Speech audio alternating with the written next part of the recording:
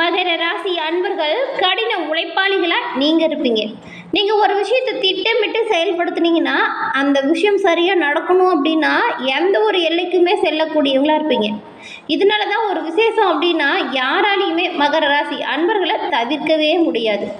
மகர ராசி அன்பர்கள் யாருக்கிட்டேயுமே எதிர்த்து நின்று சண்டை போடுறத வெறுக்கக்கூடிய நபர்களாக இருப்பாங்க.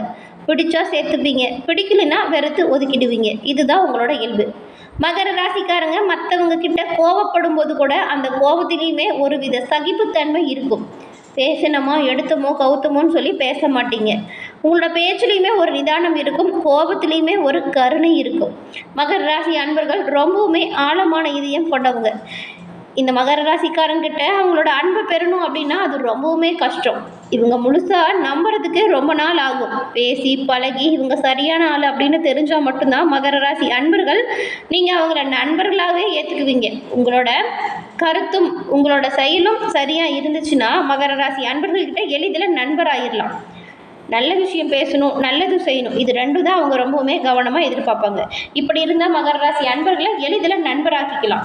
ஆனால் மற்றவங்கள தப்பாக பேசிட்டு திட்டிக்கிட்டு சண்டை போட்டுட்டு இருந்தால் மகர ராசி அன்பர்கள் ஒருபோதும் அந்த நபரை கிட்ட கூட சேர்த்திக்க மாட்டாங்க.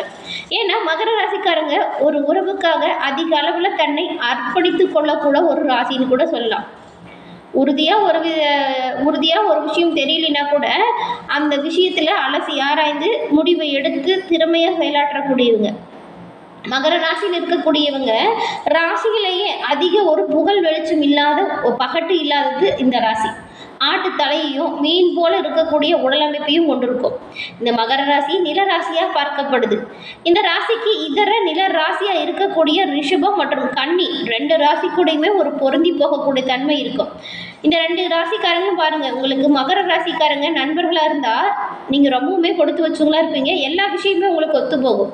நீங்கள் அது டூரே போகிறீங்கன்னு வச்சுக்கோங்களேன், இந்த 3 ராசிக்காரங்களும் ஒன்று சேர்ந்து தான் போவீங்க. இருக்கிற சூழலுக்கு ஏற்ப தன்னை பொருந்தி கொள்ளக்கூடியவங்களாகவும் சகிப்புத்தன்மை நிறைந்த மனிதர்களாகவும் இருக்கக்கூடியவங்க மகர ராசி அன்பர்கள். நீங்கள் உங்களுக்கு இந்த மாதம் எப்படிப்பட்ட ஒரு மாதமாக அமைஞ்சிருக்கு, இந்த மாதத்தின் கிரக நிலைகள் என்ன மாதிரியான தாக்கத்தை உங்களுக்கு ஏற்படுத்த போகுது, இதை பற்றி தான் நாம் இந்த பதிவில் பார்க்க போகிறோம். சனி பகவானை ராசி அதிபதியாக கொண்டிருக்கக்கூடிய மகர ராசியில் உத்திரம், திருவோணம், அவிட்டம் இந்த 3 நட்சத்திரங்களும் இருக்குது. இந்த 3 நட்சத்திரக்காரங்களும் உங்களோட வாழ்க்கையில் முன்னேற்றம் பெற நீங்கள் என்ன செய்யணும் அப்படிங்கிற ஒரு விஷயத்தையுமே உங்களுக்காக இந்த பதிவில் நாங்கள் சொல்லியிருக்கோம். இந்த பதிவு நீங்கள் பயன்பெறும் வகையில் இருக்கும், அதனால் ஸ்கிப் பண்ணாமல் முழுமையாக பாருங்கள். நீங்கள் இப்போ தான் ஃபர்ஸ்ட் டைம் நம்மளோட சேனலை பார்க்குறீங்க அப்படின்னா மறக்காமல் நம்மளோட சேனலை சப்ஸ்கிரைப் பண்ணி வச்சுக்கோங்க. சனி பகவான் அப்படின்னு சொன்னாலே சனி பகவான் வந்துட்டு எந்த ஒரு விஷயத்துக்கும் நீதிக்காரர்களாக இருக்கக்கூடியவர். அப்படிப்பட்ட சனி பகவானே உங்களோட ராசிக்கு அதிபதியாக இருக்கிறதுனால நீங்களுமே எந்த ஒரு விஷயத்துலையுமே நீதியாக இருப்பீங்க, நடுநிலையாக செயல்படுவீங்க. அநியாயம் செய்கிறவங்கள பார்த்தாலே உங்களுக்கு பிடிக்காது. மகரம் அப்படிங்கிறது கடல் வீடு. கடலினால எப்படி அடுத்தடுத்து வந்துக்கிட்டே இருக்குதோ அப்படி தான் உங்களோட மனதிலையுமே புது புது எண்ணங்கள் தோன்றிக்கிட்டே இருக்கும். எப்பொழுதுமே மற்றவங்களுக்கெல்லாம் புதுசாக ஐடியா சொல்லிக்கிட்டே இருப்பீங்க. யார் எத்தனை கேள்வி கேட்டாலுமே தயங்காமல் கஷ்டப்படாமல் பதில் சொல்வீங்க. முக்கியமாக சோர்வு அடையவே மாட்டீங்க. நீங்கள் வந்துட்டு உங்களோட வாழ்க்கையில் தோற்று அதில் பாதாளத்துக்கே போனாலும் அதை பற்றி கவலைப்பட மாட்டீங்க. மறுபடியும் வீறு கொண்டு எழுந்து நிற்கக்கூடிய துணிவு கொண்டவங்க தான் மகர ராசி அன்பர்கள். நீங்கள் உங்கள் ராசிக்கு அதிபதி ரொம்பவுமே இறக்க சுபாவத்தை அதிக கொடுக்கக்கூடிய சனி பகவான் அப்படிங்கிறதுனால மகர ராசி அன்பர்கள் எப்பொழுதுமே மனித நேயத்தோடு செயல்படக்கூடியவங்களா இருப்பீங்க. இப்படிப்பட்ட நீங்கள் உங்களோட வாழ்க்கையில் கஷ்டங்கள் வரக்கூடாது அப்படின்னு நினச்சிங்கன்னா சனிக்கிழமையில் நவகிரகத்தில் இருக்கும் சனி பகவானை தொடர்ந்து வழிபட்டு வந்தீங்கன்னா இன்னுமே நல்ல பயன்களை மகர ராசி அன்பர்கள் நீங்கள் பெற முடியும். உங்களுக்கு சனி பகவான் ரொம்பவும் பிடிக்கும் அப்படின்னா ஓங்கம் சனி பகவானே போற்றி அப்படிங்கிற மந்திரத்தை மறக்காமல் 3 முறை பதிவிடவும் செய்யுங்க. அந்த சனி பகவானின் அருளால் எல்லா விதத்திலையுமே நன்மைகள் உங்களை வந்தடைய நாங்கள் வாழ்த்துக்களையும் உங்களுக்காக சனி பகவானிடம் பிரார்த்தனையும் செஞ்சுக்கிறோம். அதே போல் ஜோதிட ரீதியாக உங்களுக்கு நிறைய பிரச்சனை இருக்குது, அதற்கு சரியான இடத்துல தீர்வு கிடைக்கல அப்படின்னு வருத்தப்படுறவங்களா தான் டிஸ்ட்ரிக்டில் பாருங்கள், ஜோதிடர் நம்பர் கொடுத்துருக்கோம். அந்த நம்பருக்கு நீங்கள் ஃபோன் பண்ணி எளிய முறையில் உங்களோட ஜாதகத்தை கணிச்சு அனைத்து விதத்துலையுமே நீங்கள் முன்னேற்றத்தை பெற முடியும். நாம் இப்போ தொடர்ந்து இந்த மகர ராசி அன்பர்களுக்கு கிரக நிலைகள் எப்படி இருக்குது, கிரகநிலை மாற்றங்கள் எப்படி அமைய போகுது, இதன் மூலம் என்ன மாதிரியான விளைவுகள் உங்களுக்கு ஏற்பட போகுது அப்படிங்கிறத பார்க்கலாம். மகரம் ராசியில் இருக்கக்கூடிய உத்திராடம் 2, 3, 4ஆம் பாதம், திருவோணம், அவிட்டம் 1, 2ஆம் பாதம் கொண்ட 3 நட்சத்திரக்காரர்களுக்குமே கிரகநிலை அப்படின்னு பார்த்தா பஞ்சமஸ்தானத்தில் சுக்கிரனும், ரணருண ரோகஸ்தானத்தில் சூரியனும் குருவும், கலசரஸ்தானத்தில் புதனும், அஷ்டமஸ்தானத்தில் செவ்வாயும் கேதுவும், தனவாக்கு குடும்பஸ்தானத்தில் சனியும் ராகுவும் இந்த மாதிரி இருக்கக்கூடிய நிலைகளில் கிரகங்கள் வலம் வர போகுது. இந்த கிரக மாற்றம் அப்படிங்கிறது தனவாக்கு குடும்பஸ்தானத்தில் சனி வக்கரத்தை ஆரம்பிக்கும் பொழுது கலசரஸ்தானத்தில் புதன் பகவானும் அவருடைய வக்கரத்தை ஆரம்பிக்க போறாரு. ரணருண ரோகஸ்தானத்தில் இருக்கக்கூடிய சூரியன் கலசரஸ்தானத்திற்கும், புதன் பகவான் கலசரஸ்தானத்தில் இருந்து ரணருண ரோகஸ்தானத்திற்கும் மாற்றம் அடைய போறாங்க. பஞ்சமஸ்தானத்திலிருந்து சுக்கிரன் ரணருண ரோகஸ்தானத்திற்கும், அஷ்டமஸ்தானத்தில் இருந்த செவ்வாய் பாக்கியஸ்தானத்திற்கும் மாற்றம் அடைய போறாங்க. இந்த மாற்றங்கள் வர்றதுனால உங்களுக்கு ஏற்பக்கூடிய பலன்கள் அப்படின்னு பார்த்தா, இந்த மாதம் உங்கள் ராசிநாதன் சனி பகவான் ரொம்பவுமே அனுகூலமான பயனை தரக்கூடிய வகையில் அமர்ந்திருக்கிறார். யோகாதிபதி சுக்கிரனுமே ரொம்பவுமே பலமாக இருக்கிறாரு. எல்லா விஷயங்களுமே சிறப்பாக நடக்கும். ஆனால் நீங்கள் சிக்கனத்தை கடைபிடிக்கணும் குடும்பத்தில். இதன் மூலம் சந்தோஷம் அதிகரிக்கும்.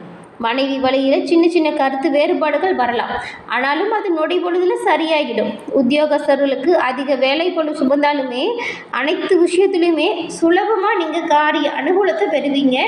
கொஞ்சம் அலைச்சல் வேணால் வரலாம். சிலருக்கு விரும்பிய இடமாற்றம் கிடைக்கும். வியாபாரிகளுக்கு உங்களுடைய வியாபாரம் சீராக நடக்கும். அதிகமாக உழைப்பு போடுறவங்களுக்கு நீங்கள் எவ்வளவுக்கு எவ்வளோ உழைப்பு போடுறீங்களோ அதற்கேற்ற ரீதியாக பொருளாதார பலம் வந்து சேரும். முதலீடுகளை திரும்பி எடுக்கிறது மட்டும் இல்லாமல் லாபத்தையுமே நீங்கள் இந்த மாதம் எடுப்பீங்க. வாடிக்கையாளர்கள் அதிகமாக வருவாங்க. கூட்டு வியாபாரம் செய்யக்கூடியவங்களுக்கு இதுவரை இருந்து வந்த சுணக்கமான நிலை மாறும். வரவு செலவு கணக்கில் இருந்து வந்த சந்தேகங்கள் இப்பொழுது நீங்கும். கலைத்துறையில் இருக்கக்கூடியவங்களுக்கு மிகவும் ஒரு பொன்னான காலம்தான் இந்த மாதம். சிறிது முயற்சி எடுத்தாலும் வாய்ப்புகள் வந்து குவியும். புதிய ஒப்பந்தங்களை துணிந்து எதிர்கொள்ளலாம். எதிர்பார்த்த புகழ் பாராட்டு உங்களுக்கு கிடைக்கும். அரசியல்வாதிகளுக்கு உங்களுடைய கோரிக்கைகள் இந்த மாதம் நிறைவேறும். சக ஊழியர்கள் உதவிகள் செய்து உங்கள்கிட்ட அனுசரணையாக நடந்துக்குவாங்க. உங்களிடம் கொடுக்கப்பட்டுள்ள பொறுப்புகளை மட்டும் நீங்கள் திறமையாக செஞ்சு முடித்து காட்டணும். சுகாதிபதி செவ்வாய் சஞ்சாரம் ராசியில் மறைஞ்சிருந்தாலும் அவருடைய பார்வை உங்களுக்கு அனுகூலத்தை கொடுக்கக்கூடிய வகையில் அமர்ந்திருக்குது. மாணவ மாணவிகள் சிறிது சிரத்தை எடுத்தாலே பெரிய வெற்றியை பெறலாம். எல்லா விஷயத்துலையுமே நீங்கள் நினைச்ச மதிப்பெண், எல்லா பாடத்திட்டத்திலையுமே நீங்கள் ஆசைப்பட்ட மதிப்பெண் வந்து சேரும். இப்போ வந்து தனுசு ராசியில் இருக்கக்கூடிய உத்திராடம் 2, 3, 4ஆம் பாதம் உங்களுக்கு இந்த மாதம் எடுத்த முயற்சிகள் அனைத்தும் கைகூடும். வரவுக்கேற்ற செலவு ஏற்படும். எதையும் சாதிக்கும் திறமையும் சாமர்த்தியமும் பிறக்கும்.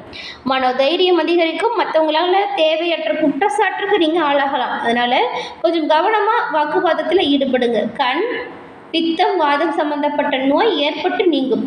திடீர் கோபம் வரும். கோபத்தை மட்டும் தவிர்த்திடுங்க. திருவோணம் நட்சத்திரக்காரங்களுக்கு இந்த மாதம் தொழில் வியாபாரத்தில் செலவுகள் அதிகரிக்கும். உங்கள் கீழே வேலை செய்கிறவங்க உங்களோட